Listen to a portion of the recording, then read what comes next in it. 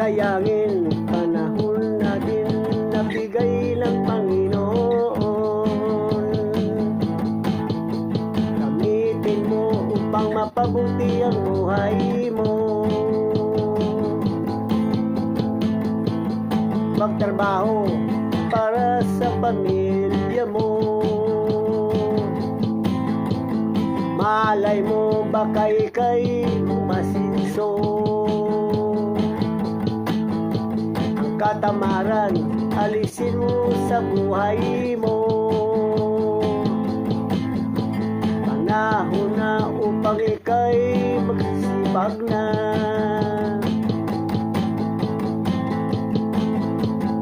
Kailangan maalis sa buhay mo.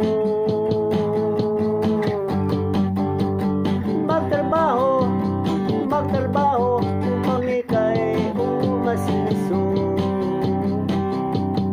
Kasipagan ang kahit